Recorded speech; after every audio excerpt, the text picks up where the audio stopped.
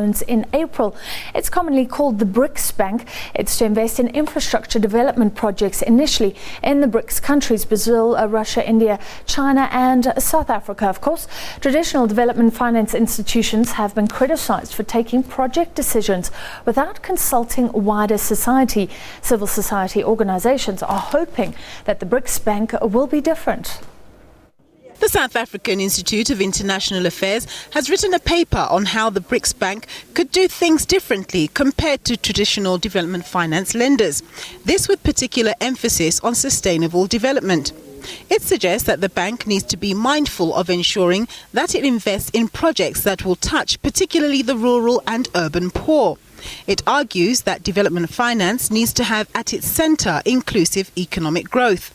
I think this is a very unique opportunity for the bank, exactly because, they start fresh, they start from scratch.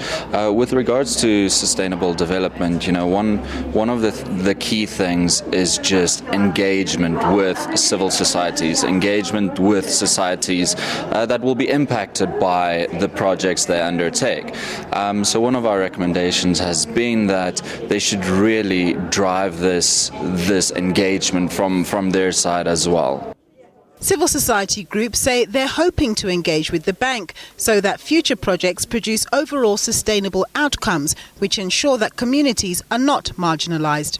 Historically, what happened was civil society was always perceived as an afterthought. So decisions were made, meetings were held, and then leaders said, oh, we remember the civil society, and they just called civil society to sanction some of these decisions. But I think the new development bank presents an opportunity for civil society engagement from the very outset, and it's up to the leaders of the new development bank to realize the important contributions that can be made by civil society and involve them in a timely manner. Saya noted that some of the people it spoke to said the BRICS Bank should not invest in coal projects because coal is a dirty technology. But practicing development financiers argue that developing nations need to be pragmatic as they pursue growth and development.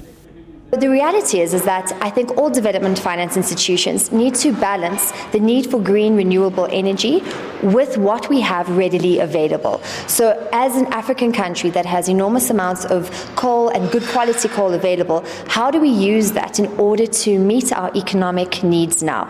As I mentioned, there's a strong correlation between infrastructure delivery and economic growth, and there's obviously lots of correlation between energy supply, business growth and development, general well-being of people and health conditions and all sorts of other things. The BRICS Bank has targeted the second quarter of this year to start disbursing loans. South Africa has earmarked a few projects it's seeking funding for. These include money for Eskom's capital expenditure and the Lesotho Highlands water project, among others.